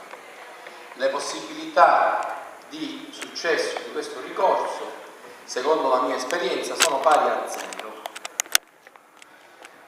Non di meno non me la sento di tirare le pietre contro questo ricorso. Certe volte si resiste anche per dimostrare di non essere complici e quindi per un fatto puramente simbolico, per dire noi non siamo d'accordo. Però è chiaro che il difetto di tutela costituzionale dello Statuto è grande quanto una casa e che l'atteggiamento morbido che hanno avuto dal 1957 ad oggi tutti i governi regionali, compreso questo, è un atteggiamento che non paga. Un atteggiamento più corretto, però, attenzione, sarebbe rivoluzionario, sarebbe considerato eversivo e la regione sarebbe commissariata dallo Stato italiano. Cosa farei io se fossi presidente della regione? Farei un pronunziamento tipo i dittatori dell'America Latina. Direi da oggi in poi io ricuso la giurisprudenza della Corte Costituzionale, impugno davanti all'Alta Corte che non c'è tutte le leggi regionali e le disattuo quelle nazionali, le promulgo per come sono finché l'Alta Corte non viene costituita e tiro dritto per la mia strada.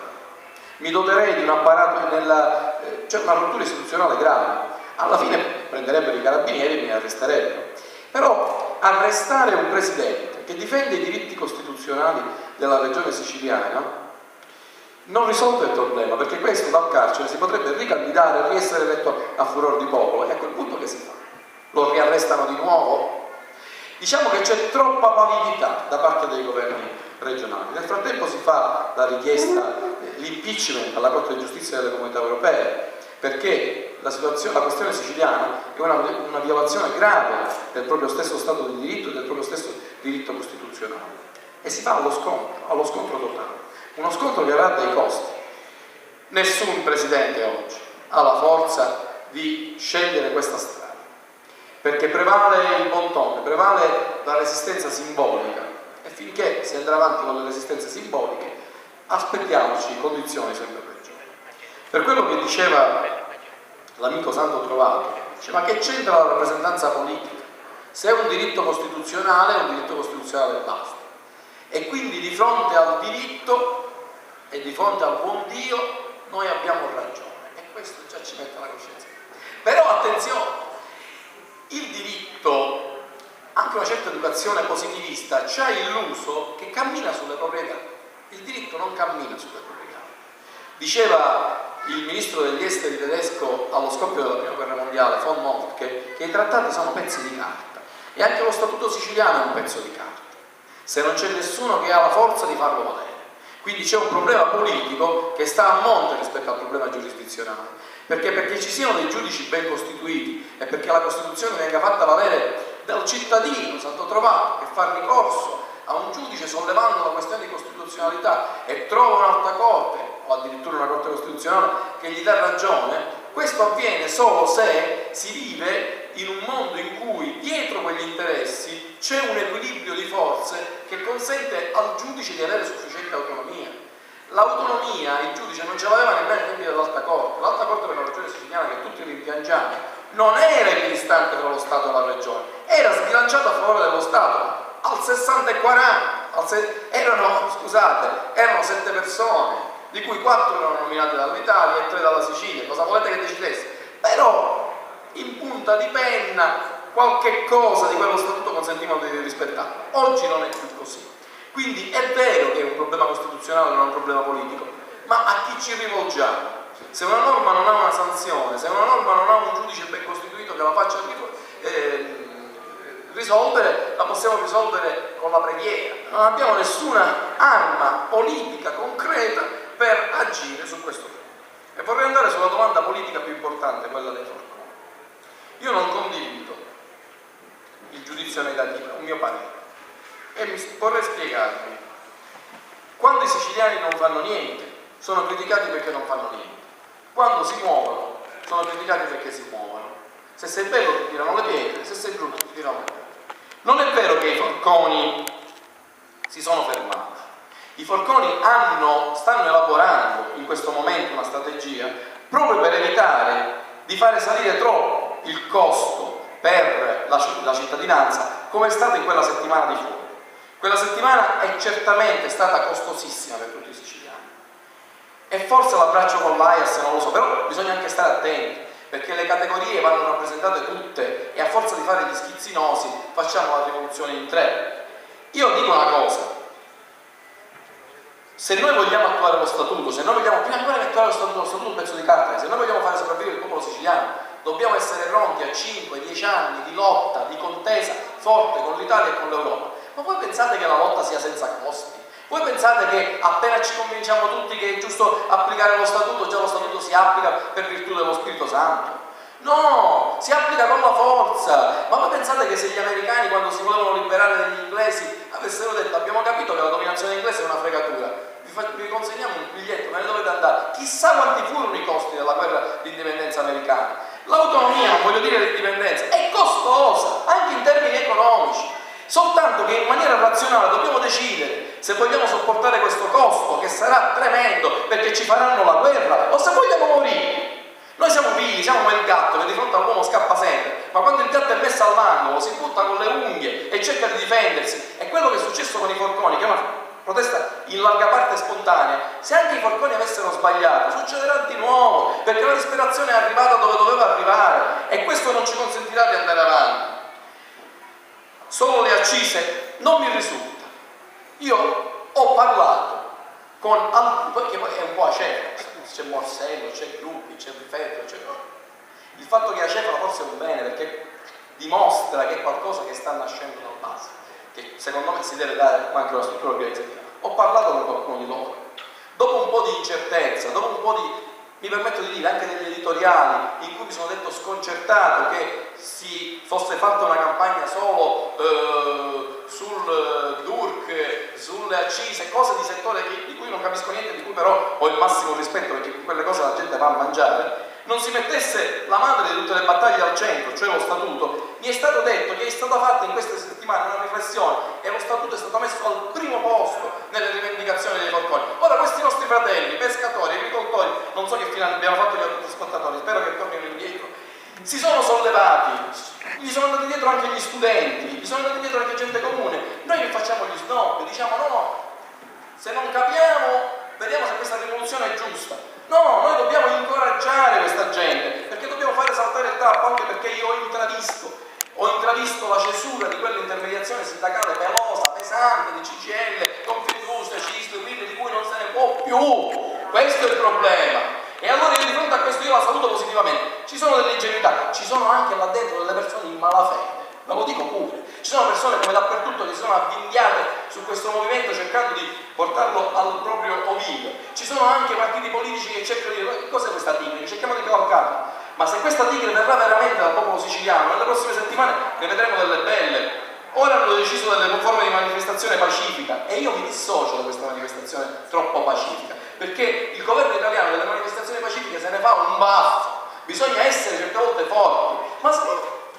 Ma voi ve lo immaginate se nel 48 gli avessimo detto con le buone avete abolito la Costituzione siciliana nel 1812 e quindi state violando la Costituzione del Regno di Sicilia? Finivamo al carcere napoletano.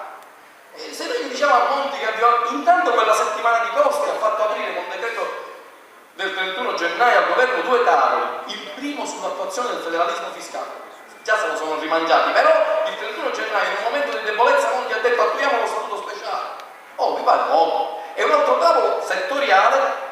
Cosa importante, il tavolo sulla pesca, il trasporto e agricoltura è stato messo a valle rispetto a quello sul federalismo fiscale, perché la madre di tutte le battaglie è quella del federalismo fiscale e l'abbiamo ottenuto in una settimana. Qui se noi mettiamo, è giusto, male, ma facciamo del danno, perché il danno si deve fare, come tutti gli scioperi, al continente. Qui ci ascoltano, non dobbiamo tornare indietro e dobbiamo avere fiducia nei nostri fratelli, stare attenti, ma avere fiducia, perché solo unito il popolo siciliano vince. Questa tuttavia è la mia modestissima opinione, rispettando tutte le opinioni diverse, però la volevo dire con la massima sincerità, che spero mi contraddistingua sempre.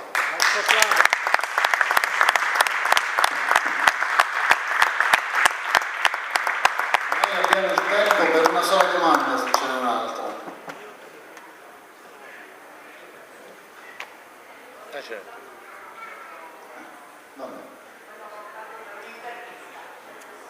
Allora, visto l'orario, siamo in chiusura, ringraziamo tutti quanti voi, chiedo scusa al signor Santoro per la brevità,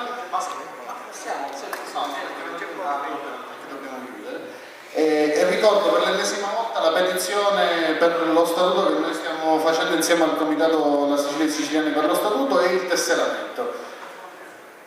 Abbiamo aperto la sede a Messina che a breve inaugureremo in via San Giovanni Bosco, sopra il pub e il chiodo. Vi ringraziamo tutti per essere stati con noi e speriamo di vederci presto. Grazie a tutti.